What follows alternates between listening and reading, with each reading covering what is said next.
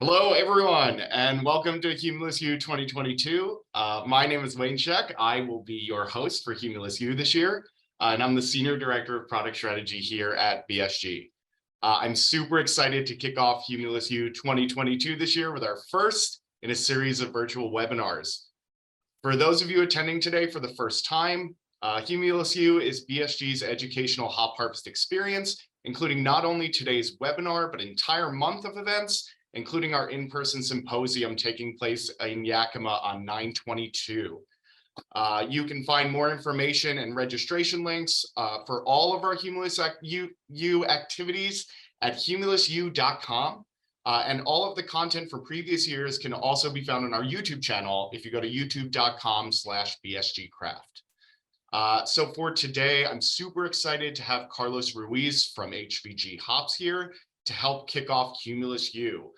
He'll be talking about 1,200 years of sustainable hop cultivation in Germany, status quo, and future perspectives. Just one note, following the presentation, we will be doing a moderated Q&A.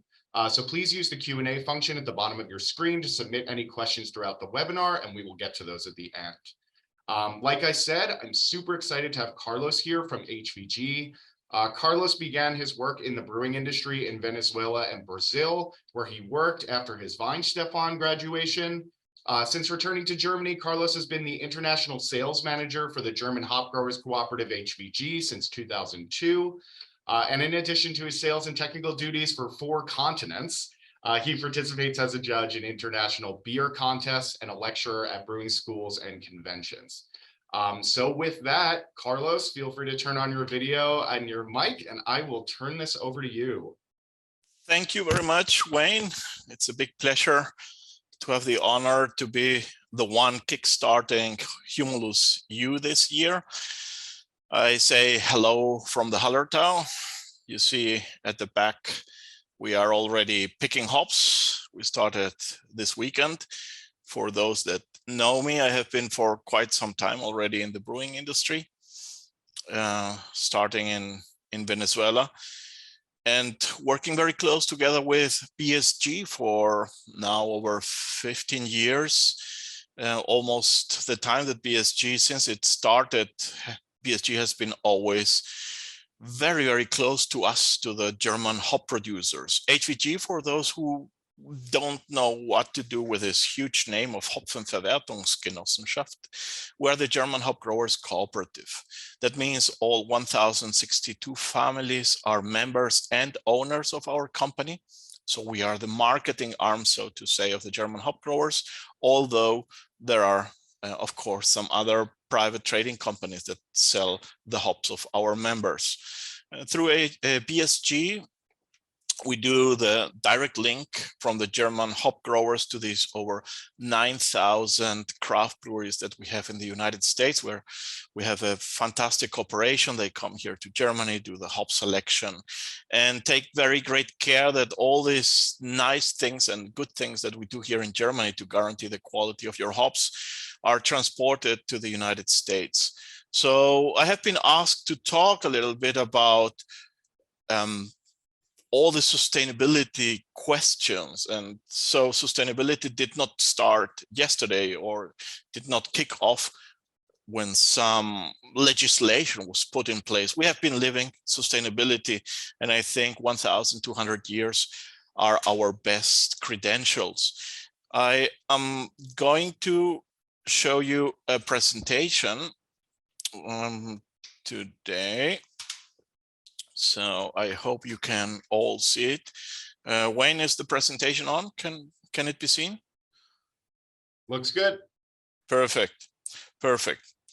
So with no further delay, thank you very much for giving us your precious time this morning. And let's dive into the topic. So so as always, okay. So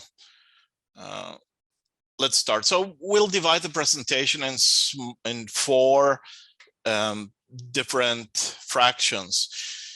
If you have questions, as Wayne has said, please post those in the Q&A region, and so we'll address them after the presentation has finished. So why 1,200 years? If you see the situation here in the Hallertau, hops and beer brewing really grew up together. And where did really hop growing start? Always close to monasteries. So it is said here in the region of Geisenfeld that there are records, already written records, around the year 750. But where we really have a solid representation that there were being traded hop gardens and hop cultivations at the time was in Freising, actually. So it's not a coincidence that in Freising, where we have the eldest brewery in the still functioning in the world, Weinstefan, dating from the year 1040, already the Cardinal Anno at that time, at the year 864, was doing some shady business and got here some land that was intended to be a hop, as you can see here, a Humularium de terra arabili. Starting from there, and I'm going to show you a couple of figures, what really then was the paramount Kickstarter was the Reinheitsgebot in 1516. So at the moment when, until then, as you know, beer was being brewed with gruit and with fruits and with a lot of things that also after the plague in Europe started to be toxic and intoxicating. You had different legislations, different regional legislations. And when Bavaria was united, all these legislations were united as well. And Wilhelm from Bavaria in Ingolstadt on the 23rd of April, remember that date, what he did at that time was to consolidate all these purity laws that existed at that time. And of course, it also was a question of money. So they collected taxes for beer, they collected taxes for the cultivation of hops. So they wanted to have a very clear view about who was making beer and where. So beer hops in Bavaria have been really, really, really linked for centuries. If we see the situation of the beer output in Bavaria and the rest of Germany. I hope you can see the lines in this slide. So this is, the red one is not an aggregate line, it is the remaining of beer that was being produced. So let's say in around 1860 in Bavaria, almost already 9 million hectoliters were being brewed, while in all the rest of what at that time was not yet Germany, but what was the region of the what today is Germany, they were in the region of 10 million hectoliters. So you could see that almost half of the beer that was produced in what we know as Germany was being produced in Bavaria. So Bavaria has been really at the forefront, again, starting from the monasteries.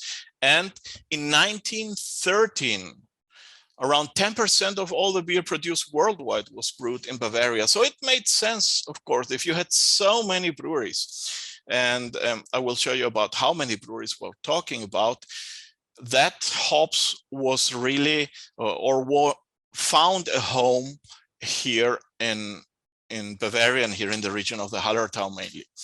So if you see the cultivated acreage in hectares in the Hallertau, which is the red line, and the green line, which is the rest of Germany, you can see that, well, the Hallertau was not always the largest region with regard to cultivation. So we were here, some were moving around until mid of the 19th century, somewhere around 800 to 1,000 hectares, while in the rest of Germany, we're seeing about 40,000 hectares of cultivation. So that all changed in the turn of the century. We had, of course, after the beginning of the 20th century, the First World War, the Second World War, and certainly after the Second World War, you can see that the amount of acreage that was being cultivated outside of Bavaria went down quite rapidly. And so during the war, before and after the war, a lot of the cultivation acreage was concentrated still in Bavaria. And that remained after the war ended and totally picked up, as you can see. So the Hallertau established after the war as the largest cultivating region in Germany. The amount of hop growers, so nowadays we count here in the cooperative around 1,062 growers who are the members and owners of our company. But there used to be, if you see here, around the turn of the century, there were more than 10,000 hop growers in Bavaria alone, and around another 40,000 in the rest of Germany. So we're talking about more than 60,000 hop growers. And certainly the average acreage that was being cultivated by those growers, it was a hop garden. So it was every grower had a couple of plants in the backyard. So after if you see the development of the amount of cultivation, when I entered the company, or let's say so, when the cooperative was founded in 1953, we had 8,000 hop growers who were the members of our company. Now we're talking about 1,000. So you see that it has been going down substantially. However, the acreage has grown and has stayed quite stable. So 1,200 years. So these are our best credentials. This was a little bit a look into what happened historically. There are a lot of legal regulations and a lot of reporting initiatives which started to be first voluntary and now will be more and more mandatory. So, but we don't have to be shown or taught how to be sustainable. We have been it. If we were not treating nature as we should, we wouldn't be today where we are. As a cooperative, we have different responsibilities than a normal hop trader. So we're not just buying the hops from our members and distributing it worldwide. We also have big responsibilities with regard to the preservation and support of biodiversity here in the region where hops is being cultivated. We certainly are responsible for advertising and taking the flag out of the German hop quality. So everything that has to do with marketing campaigns for German hops resides with the Hop Growers Association and with HVG.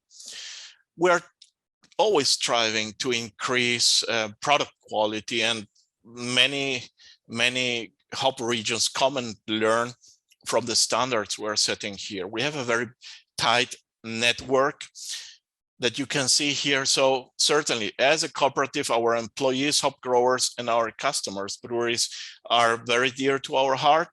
Then we are cooperating with a lot of governmental and partly state and private institutions. There is a huge cooperation. Those that have been here in Germany know that all what we're doing here, this small cultivar, so we're talking about 21,000 hectares all over Germany. This is really tiny. And I think this is the second smallest agricultural produce here in Germany. But we can only, in this case, survive if we really come and stick together. And we have a very nice and very good cooperation with the different state-run agencies. Certainly, part of this cooperation also is very linked to universities, the people who transport the hops to your end, and more there is general awareness. The more the craft brewing movement has been really a shift, a paradigm shift for us. So for decades, hops was hidden behind the recipe of the of the brewer. And nowadays, hops is part of the story the brewers are telling. And for you who are listening today, you are going to be asked about all the sustainability questions about CO2 footprint and water and so on, and about the varieties, about the heritage, and all that, which is part of the personalities. Hops can be also used and is used actually by the breweries, so that there is a better general and let's say connection with hop varieties, so beer drinkers would now know, okay, which types of hops are being used in the beers they are drinking. So it is difficult, we have to say, to maintain this 1,062 hop growing families that are here at your service. We are, as you know, here in Europe, with a lot of different constraints. Everything is very expensive. We have very low unemployment rate. We have huge legal regulations, and they are getting more and more and more by the day. And we are trying again to make the hop cultivation interesting for the next generation, which is coming. This division between sustainability, unfortunately, these days is very much focused on the CO2, because it's all engulfing. But as the Sony chairman said, what is the purpose of a company is surviving. So we want to survive. We want to be producing hops still in the next 1,200 years. And to achieve that, we have to make our homework, not just with regard to the environment, but also with regard to the people that work directly and indirectly with us. And we have to be, as hop growers, also have a sound financial management. Certainly, the products that we supply must be according to what you, our customers, are requiring, and the amount of hop varieties and the type of hop varieties adapted to your needs.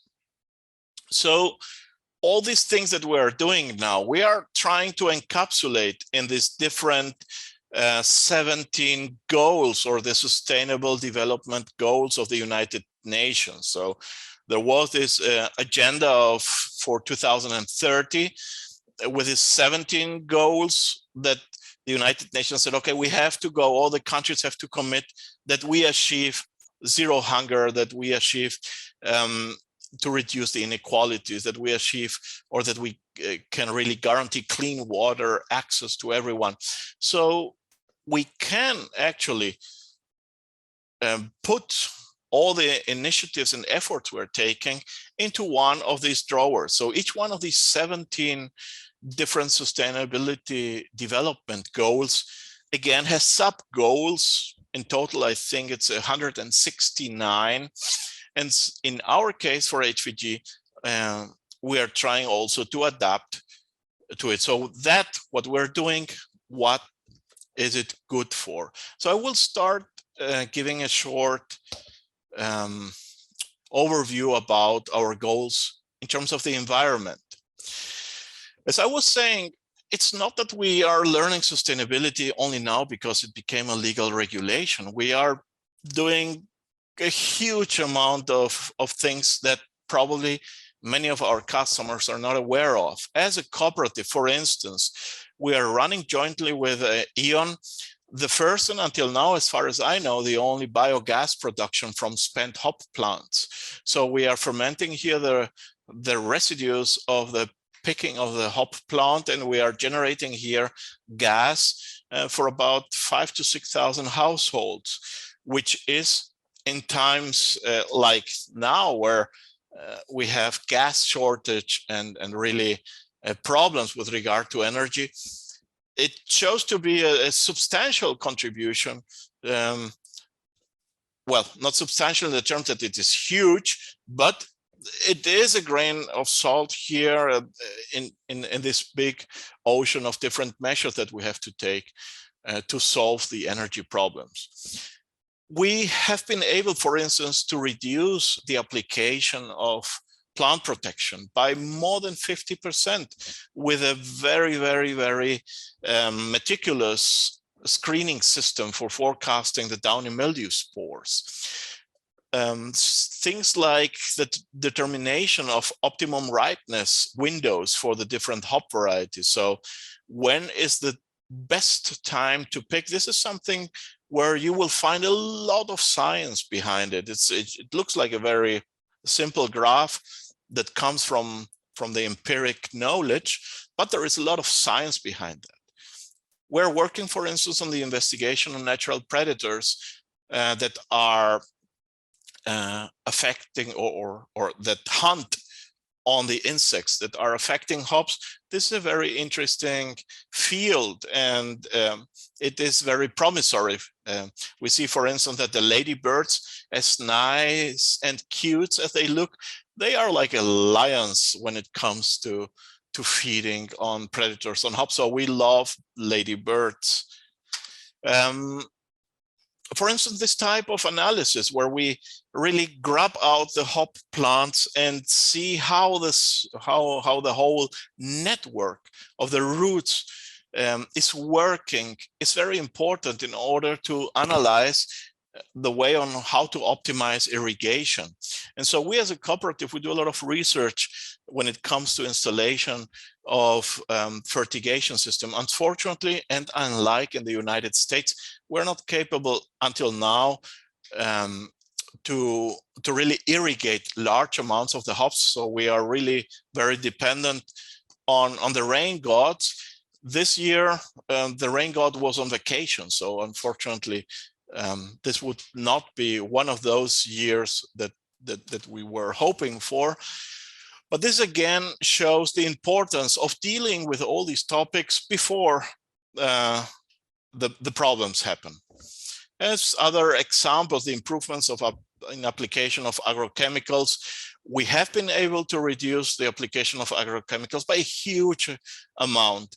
However, it is impossible, at least not in Germany, to produce hops without absolutely any type of plant protection. So we have to do it, but we are really, and we can assure you, we're taking every measure possible to do it as sensible as possible. But at the end of the day, all this work would be useless if the hop varieties we're cultivating are not what you're looking for in terms of flavor. So in terms of the analysis, whether these varieties that we're cultivating, maybe we have a variety that is fantastically suited for drought, but it tastes like, I don't know, garlic, and no one wants a variety that tastes like garlic. So it, in this case, would need to find an application somewhere else. So this is just these 8 topics, and there are a myriad of these types of topics. If you are interested and you are proficient in German, well, no, I'm lying. The report from the Institute of Agriculture on the internet of the Bavarian Institute of Agriculture is also available in English. And there you can really see all these huge different aspects that we're starting to make the hop production more sustainable. We have some, I would say, small and humble goals when it comes to our current environmental activities. Whoever has been here in the Hallertals has seen that on all the roofs of the houses, we have solar panels installed. So we're trying to, and all the hop growers, I would say, but a few exceptions, are producing electricity on their farms. We estimate that they might have already an installed capacity of about 40 to 5 gigawatt hours. So we are trying to combine and to collect this energy in order to supply the electricity to our offices, to our facilities, to our processing plants. So this is a very ambitious project that has a lot of coordination. We are hoping to achieve that by 2022. We have already switched all our facilities to renewable energy. So, and this is already one step we have taken, but we want to take the next step, and it's not just renewable energy, but that it is renewable energy coming from our hop farmers. This is a project which was actually culminated. It costs around €1 million, where we changed the refrigerant in our processing plants from the ozone destructive old refrigerants that were R44A and R41OA, and we switched everything to ammonia. So this is a very nice project where we had a very clear task that could be completed very nice on time. This and our last, or what we're working for, which is really, really much more problematic at the moment, as I said, in countries like in the US or in Spain, for instance, all the hop cultivation is happening under 100% of irrigation. We have here in Germany probably around 20% of our area which is being irrigated. We are trying to get that up by 50%. As it looks, let's say so, it does not seem like the measures which are being taken in order to avoid the warming of the planet will be successful on the short term. So the amount of CO2 that is still being pumped into the atmosphere is huge. We are working to reduce our share there, but we have to have a plan B. For instance, in the year 2000, heat is not necessarily the big problem for hops. It's the water. So we require the water for the plant to grow. Last year, we had also a very, very hot summer, but we had sufficient water. And at the end of the day, we had a bumper crop. This year we had, it was much hotter, of course, but we had 6 to 7 weeks without rain. And that really is destructive for the quality of the hops. So we are working there. This is a huge lobbying work. It's not very popular, and less popular if you have a green party in the government, but we have to be insistent because this really will be a key to continue cultivating hops in the future. As I was saying, the carbon footprint, you will be seeing carbon footprint everywhere. In our case, on the hops we produce and on the hops we trade, if you are acquainted with a scope 1, a scope 2, and a scope 3, so where is this CO2 generated? So we here at HVG, so everything that we are directly responsible for is about 190 tons of CO2.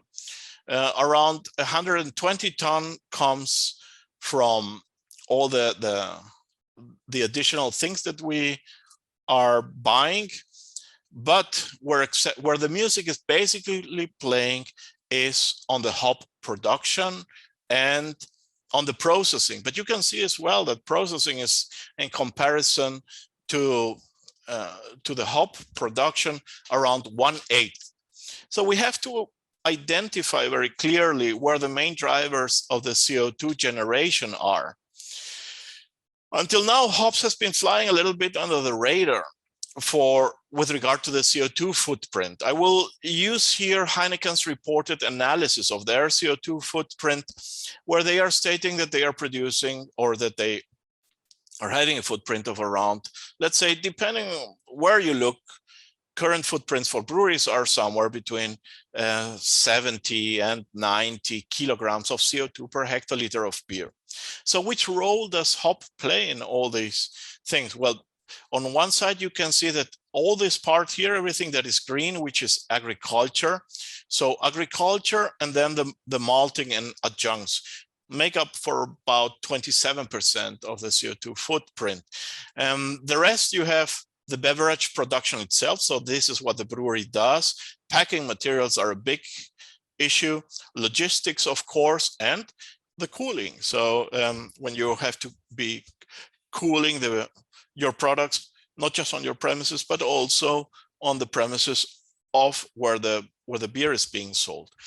If you make disclosure of what is happening here in agriculture, you will see that of these 15.4 million of tons of CO2 that Heineken reported, about 4,300 tons came from agriculture, and a big part, 60%, was coming from barley. Then you have maize, you have sugar, you have cane, you have sorghum, you have rice, and then the very least one, the second least one is hops.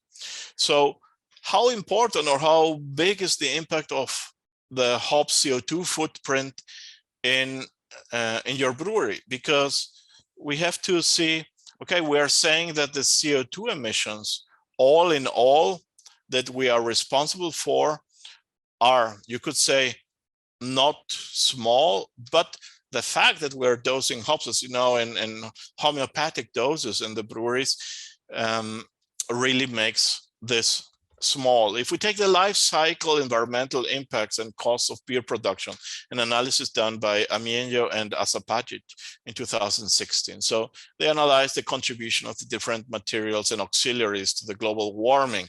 And here again, you see malt and barley, this famous 57 to 60%. Then you have here all the other auxiliaries, you have yeast, and here at the very last, you have hops with 0.3%. Certainly, this is an average, but you have to see in craft brewings, we are talking about large quantities of hops being dosed. So how can we assess or how can we evaluate the 0.3%? The drivers or the main drivers of the CO2 footprint for hops. And so here you can see that we have a very, very, very clear and very detailed analysis throughout many years. This is not just recent, about how much of the greenhouse emissions per hectare we have here. And you can observe that fertilization, the diesel production and combustion, and the energy consumption for harvesting, drying, and irrigation are the main drivers where we are seeing the CO2 generation. We are not considering here any offset by the normal breathing of the plant and generation of oxygen. We're not considering here the offset by our biogas production plants. This is just as an average for one of the hop varieties per hectare. Certainly, the gas emissions per hectare you have to divide by the amount of tons of leaf hops that you are producing, and there you have a big difference. So varieties that have larger quantities of production per hectare have, in terms of kilograms of CO2 per kilogram of hops, a somewhat smaller. So you could say that these oscillate somewhere between 2.7 and 5 kilograms of CO2 per kilogram of hops, depending on the variety. On top of that, what you are adding on, coming from processing and all the remaining, is not that much. So we're always asked, and for you in the United States, it's important, okay, but you see, you're transporting the hops all the way from Germany to the United States. This is an environmental sin. Well, let's say so. It's not what really is the biggest driver. It has an impact. So from the total, if you could say about 5 kilograms of CO2 per kilogram of hops, a full container transported from Germany to the United States is responsible for about 0.2 to 0.25 kilograms of CO2 per kilogram of hops, which is about 5% of the total CO2 emission. Interesting, and this is why I'm putting this graph here, it's not so much the sea transport. You can see that the sea transport, so these 18,000 kilometers through the Panama Channel, have a contribution of 97 grams of CO2 per kilometer, whereas the little truck driving distances have an impact of 600 grams of CO2 per kilometer. So the impact is about per kilometer about 6 times higher when you transport goods by truck than if you put them in one of these huge tankers by sea. This is something that is not widely known, and this is why I wanted to use the opportunity to show it to you. What I was telling with regard to the addition or to the quantity you're adding in the brewery, certainly if you're adding, let's say, 50 grams of hops. Let's say hops with 10% of alpha acid, so you're adding 5 grams of alpha acid per hectoliter for a light Pilsner, for instance. Of the total CO2 equivalent per hectoliter of beer, of this 4.5 kilograms of CO2 for pellets type 90, let's assume that you have per hectoliter without the hops 68 kilograms of CO2 total charge in your brewery. The higher, of course, your hopping rate is, and if you see the increment between 50 grams and 3 kilograms, is not neglectable. So you could say, well, hops just plays a role of 0.3%. Well, it could have, and you should be aware of it, an impact of about 10% of your carbon footprint if you're putting 1.6 kilograms of hops, so about 3 pounds of hops per hectoliter. So there it ceases to be just a marginal contribution, and this is something that you should be aware of. So with regard to money, as a cooperative, it is important. Our business is based really on future, on trust, on reliability, that you're going to get the hops that you are sourcing from us. And you can see the development of the cooperative in terms of our equity in comparison to our turnover. So it's quite, normally this line in most of the industries is negative. So you're owing money, you're working with foreign capital, depending on what you are turning over. In our case, since our business is very risky and our business also has a huge amount of financing the hops. So the hops that we're cultivating now and that we're paying to our growers in 3 weeks from now, we may be supplying to you in a year and seeing that money maybe in a year and a half or so. So there is a big part of this pre-financiation. And for you, it's important to know that the company you're dealing with is also solid, because otherwise the contracts you do with that BSG does with us, or that BSG does with you, are not worth the paper they are written on. So this is a part that maybe you are assuming to be self-understood, but that is not necessarily so. This situation is quite unique for the cooperative. If you allow, I will drink a little sip of beer.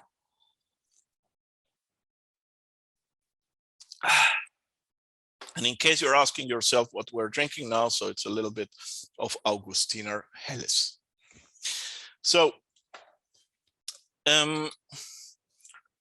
we also have certain goals in our business activities to make us financially solid. So we want to continue to fund hop research as much as possible. So this big support and this very unique situation that we have here in Germany allows us to really be on the forefront when it comes to quality of hops worldwide. At the moment, we're financing, or we're providing around 300,000 euros per year to the Institute of Agriculture.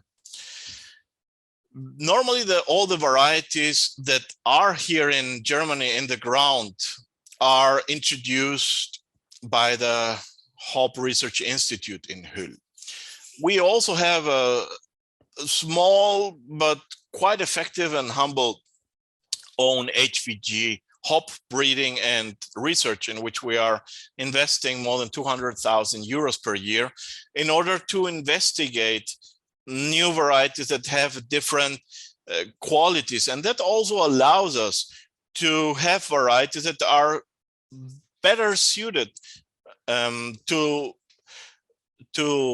serve the needs of the breweries. One very important factor is the training of the female hop growers. The women really have a very important role to play in our business activities. And we are striving, and we are producing, and we are giving to them advanced training so that we can really guarantee that the future generation of the farm owners are going to be there in future as well.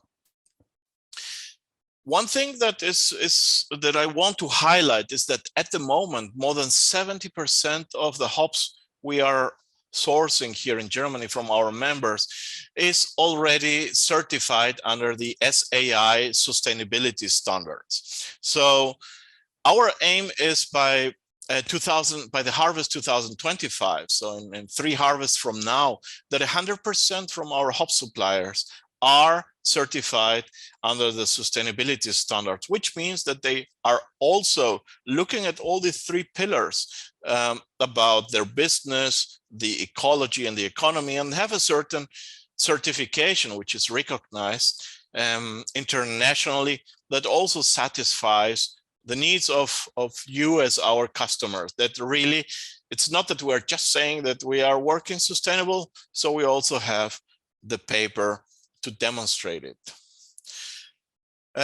As always, we need to be able to let our families to participate in the success of the company. So this 27 million euros that we have been able to give to the growers since 2002 are really also a contribution to maintain hop cultivation sustainable in Germany and to allow to this new generation of families to find the business attractive. We have to remember we are here in Bavaria, but also in Baden-Württemberg or in Elbe Saale. We are in one of the regions with the lowest unemployment rate, where the young generation has a huge amount of different possibilities for working, for learning. So it is difficult to find people to work in agriculture, like everywhere else. But in this case, we really need to make the job of the grower more attractive. In terms of our social activities as HVG, we are a small, very productive bunch. So we are 53 employees at HVG, and we have about 250 employees working at the processing plants. Our main focus, unlike most of the other traders, is of course German hops. So all the over 35 German hop varieties that are cultivated by our members and by our growers are part of what we are supplying to you. So it is very important, and we are going to have in Germany within the next 10 years, there's the baby boomers, like everywhere else, are going to go into pension. There is going to be a lack of people who are in the working age and capable of working. And so there's going to be quite a run, quite a challenge to get the best people to work for. And this is also part of what we strive to do. Coming to a conclusion, if you see the challenges ahead, what are we expecting, or what do we have to prepare for? The structural change, as I was saying, the aging of the farm owners, financial insecurity, high workload, bureaucracy, this could discourage the next generation of hop growers. And when we wrote this, we did not have the war in the Ukraine. We did not have the problems with this energy prices quintupling within a short period of time. So we are facing a lot of things that we need to be really aware, and at least to be standing on solid legs to address all these topics. It is a fact, or it seems to be a fact, that there is a substantial change in the amount and distribution of precipitation, and that there are extreme swings in weather patterns. So we have to, this will lead to a reduced harvest volume, or could lead to a reduced harvest volume, to bad quality and increased volatility. And we have to take the measures now to have a plan B with regard, as we were saying, irrigation, breeding of new varieties, making more sustainable production of hops. We have new taxes, we have stricter regulation on crop protection for products. So it is coming really, really, really hard. With regard to this year's harvest, well, we're always, I wouldn't say that, as I was saying before, it's not just the heat as such, it's the water availability. Hops has always been a roller coaster. So if you see not a single year is like the other. I was talking to our colleague today, and we were looking at the weather or the alpha acid pattern, for instance, of Hallertau Perle in the last 12 years. And we assume, or we take as an average of 7% of alpha acid. But there is not a single year within all these 12 years where we reached 7% of average alpha acid in the hops. We have 4.5, we have 5, we have 8.2, but we're working with average, but we are not working or we are not reaching them, let's say, in real life. So we are accustomed to. What do you do in those cases? I mean, when you're working with a product which is so volatile, you have different ways of addressing it. One and very important way of doing it is, of course, building inventory. So if you don't know, or if you're always a little uncertain what will be the next harvest, it always makes sense in private life, like having savings in your account for what could come.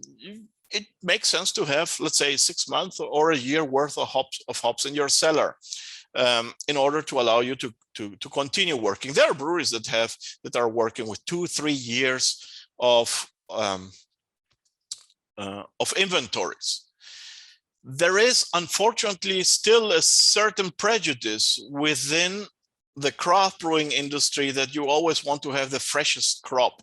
But the freshest crop, first, not necessarily is better in quality than the previous crop. And second, with the current type of products that we have, if you're storing pellets or CO2 extract, and if you're storing them also cold, you really cannot find mostly any detectable analytical change within 2 to 3 years. And you could even go up to 5 years if you're storing them sufficiently cold. So it is something that you have to think about, that many brewers that are coming new into the business. I mean, we're seeing that since 2011, with 300 breweries in the States to the 9,000 we have now, we have many new people coming into the market that still think of this prejudice, okay, only fresh is good, and to work with previous crops is not so interesting. Rather, the opposite is the case. You have to have always, and if you know your raw material well, you can work and you can blend and you can use your inventories, and in that sense also guarantee the quality of your brews. I understand it's difficult if you're constantly changing recipes, if you want to always try new things. Selecting the hop varieties is a nightmare. When I started brewing half a century ago, we had 10 hop varieties to deal with, and now you guys are in front of a wall of 350 different hop varieties. So it's much more difficult to have a sound and solid hop strategy. But I encourage everyone to deal with it and to really start looking deeper into all this acreage and cultivations and so on, and not just buy the hops as if it was supermarket, that you wake up in the morning and somebody will take care that I find my bread or my butter. Of course, in your case, in the States, BSG does a lot of that homework for you, but you should not take it for granted. You should also deal with all the developments that are happening in the market, and we're always releasing a lot of information for you to get acquainted with it and to know it. So as you see, the only thing that is constant is change, as they used to say. So we are working hard, and our families are working hard to serve you. And coming to an end, we thank you very much for your time. What do you have to expect? New hops. We have a joint breeding efforts together with BSG, where BSG is helping us selecting hop varieties that are interesting or suitable or attractive, or that they think that are important to be used also in the US market. So expect more from us in a theater near you.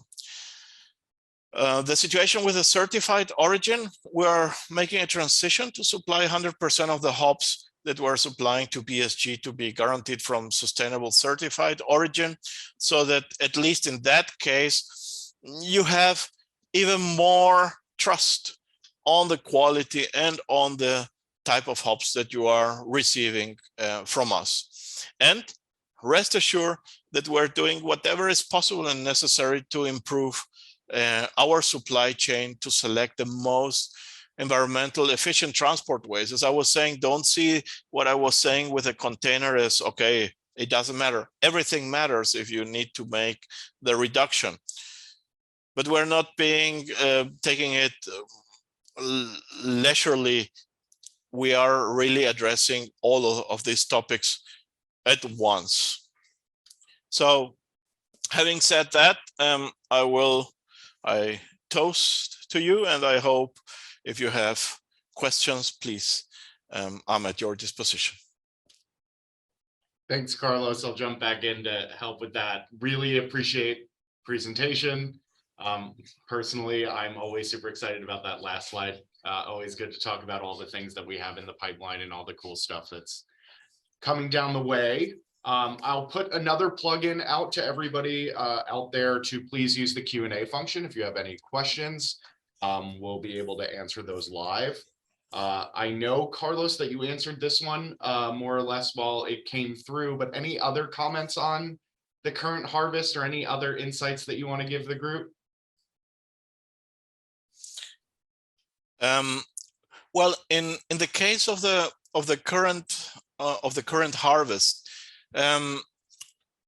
basically what we are envisioning for the future, or what we are seeing as a big challenge, is to really work closer together with the breweries to overcome, as I was saying, certain prejudices that come from the past with regard to the varieties they are using, to the products they are using, to the way how they are being stored, to the regularity how they are doing the call-offs. So I think we need, not just in the case of us as producers and suppliers, but also in the situation of the breweries. Of course, the brewers have, hops is only one little tiny of the many headaches they have, and we are trying to make their life easier by addressing all these questions and all these problems in advance. It seems, I mean, regardless of whether you think that you are going to be falling down the stairs or not, you have a handle there.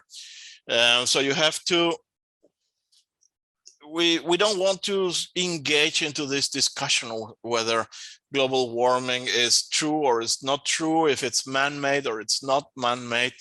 We are seeing it on a day-to-day. So the empiric feeling is that you don't need to be Albert Einstein to see that you are seeing more bikinis in Germany these days than in Hawaii. So it's what we have to find solutions. If it comes or if it doesn't come, we cannot just sit there and say, oh, well, it looks like we have a problem. No, we have to have a plan B, and we're working on plan B, C, D, F, G, in order to have some escape routes, because we really want to continue hop growing. We were yesterday visiting a hop grower. They're growing hops for 11 generations. So they show you when you enter their house more than 300 years of people that have been cultivating hops in their families. And the young people are enthusiastic. They have new ideas. They have new things to do with automatization. They are really, really, really eager to do it and to continue. And we have, as a cooperative, again, the responsibility to support them. Certainly, if you at your end, at the receiving end, as a customer, are not aware of all these things that are happening, you will have to think that everything is running fine and that everything is good. And also part of why we wanted to give a short taste of the things we're doing with regard to sustainability today was to encourage you to think about it. Okay, it's not that they are just resting there, sitting, waiting for the hops to grow. every day is a struggle to make things better here. Whether you call it sustainability and you put a big um, um, a big thing on the wall that says I'm sustainable, if you're not living it, if you're not really convinced that this is what you're doing, then it's worthless. And the people who are doing it here, they are living this. They are really engaged and enthusiastic to provide solutions. Awesome. We had a couple more questions come through during that. So first one on here, Carlos, is there a metric or value that you know for the offset of CO2 through the plant respiration themselves? You mentioned that was left out of the general overview. Is that small or is it somewhat substantial? We imagine that it is substantial because you have per hectare of hops, you have about 8 hectares of leaf surface area that is constantly doing photosynthesis. So I know that for a couple of agricultural products, they are putting more or less within this whole calculation that they are doing. Okay, we are generating, or we're responsible for that much CO2, but listen, our plants are generating so and so much of oxygen.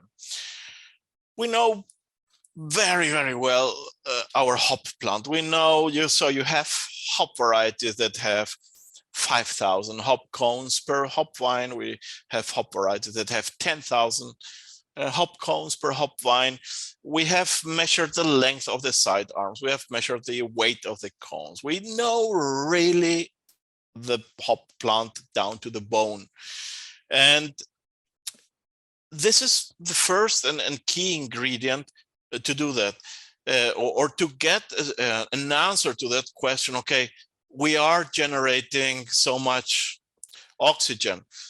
However, we wouldn't like just to say, okay, we are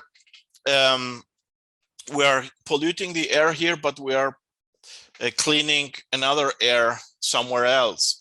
We really want to, we are starting at the moment to change fossil fuels wherever it's necessary and possible. So we are working with biomass, we're working with wood, where we are thinking about using the spent hops in the processing plants and from the CO2 extraction to heat boilers to generate heat and electricity in the future. So this is also a quite interesting and ambitious project. I have to say, I don't have a concrete answer. I have asked this question myself as well. I am very keen and eager to know the answer to that, just to see, okay, we are producing 6,000 kilograms of CO2 per hectare that we are responsible for, but we are, on the other side, we're producing, I don't know, 20 tons of oxygen, which is being cleaned and helping the air. This is a question. I know that the discussion, and I have seen it in social media in the last days, also the water footprint is going to be a topic in future. And the water footprint is being confused or somehow seen as like the carbon footprint. However, the hop plant is not consuming water. It's like a factory. Water is coming in and out and in and out and in and out. And so if you say that you are, we have precipitation figures in Germany, which are in the region of 800 millimeters, which corresponds to about 8 million liters of water per hectare. So you could simply divide this 8 million liters of water by the 2,000 kilos of hops and say, oh, okay, you have a water footprint of 4,000 kilograms or 4,000 liters of water per kilogram of hops. This is a figure which does not tell you anything, because it makes a difference if you're doing that in a water-rich country like Germany, where the water is coming from the clouds, or if you're doing that in I don't know, in Las Vegas, where you're in the middle of a desert and you have to take this water out of somewhere else. So I think that we're in for some interesting discussions with regard to the whole water issue, because it's difficult to understand. Green water, blue water, gray water, all these things that have to do with water are a little complicated and could be misleading to a certain extent. Awesome. And then I think we'll take this last one and then we'll call it. But going back to what you said about how much you guys know about hops, I know you know the answer to this. What kind of soils are best suited for hop growing, and how does that soil or terroir composition impact flavor and aroma? That's a $1 million question. I mean, there are a lot of investigations, even by Shellhammer these days in the United States, how a hop variety behaves depending on the terroir. The terroir used to be when we only had one variety in the Hallertau, which was Hallertau Mittelfrüh. So if you were cultivating the Mittelfrüh in Pfaffenhofen or in Mainburg or in Wolmsach, the terroir played a very big role to what amount of money you would get for your hops. I have to imagine that in the United States, even if you have the same hop variety cultivated in Idaho, Washington, or Oregon, you will find differences. You can sort out this type of differences. For instance, we are cultivating here in Germany Amarillo in cooperation with Virgil Gamache Farms. The way how the thiol precursors are monitored in order to determine the perfect ripeness date is really amazing, and it's something that where we are also learning there. If you just say, okay, it's just a terroir, we have varieties from the States being cultivated here, and we have varieties from here cultivated in the States. That we have here Nugget, which is originally from the United States, and you have some Tettnangs, which are from here, which are being cultivated in USA. So there has always been a certain link. However, the climate in the States is certainly much different than it is here, and you will have differences. You can work out these differences by doing blending, by knowing your raw material, by working with a certain oil specification. It's not something that is completely out of this world. We even have here in the Hallertau, we have some soils which have more clay. We have some soils which are more sandy. I would say the differences in the terroir are much smaller than the differences between one crop and the other. So if you compare a perle cultivated in Tettnang and a perle cultivated in the Hallertau, okay, then you really have to go deep into the molecules to find specific differences. But if you see a perle cultivated in the Hallertau in 2021 and a perle cultivated in 2022, there you really have substantial differences. And you have, in both cases, you have to work your way into what is necessary to counteract when you have these things that you know are going to happen. We know that noble hops, Hallertau Mittelfrüh, Tettnang, Spalter, but also newer hops like Saphir, for instance, they are quite susceptible. They like more wet and mild climate. They don't like this surfing weather here in this year. But this is not new. I mean, we have had these types of summers, which we have now in 2022. We had in the year 2000. We had in 1995. So it's not that it's just since CO2 became 400 ppms in the air that we're starting to see these things. So terroir is important. So we see and many varieties live from this terroir. However, we think that from the point of view, for instance, if you're having a very specific variety, like in the case of Amarillo, and you're capable really of fact-based, not just on some prejudice, compare two different regions and see if the variety really has part of this personality, then as a brewer, and many breweries are doing this nowadays, you would have more freedom and you would have more flexibility and you would have much broader options with regard to securing the supply of the brewery. Yeah, from what you just said, I'll put a plug out there for German Amarillo. I mean, I think we hear nothing but great feedback on that, and we have that, so always good to give German Amarillo a little bit of plug.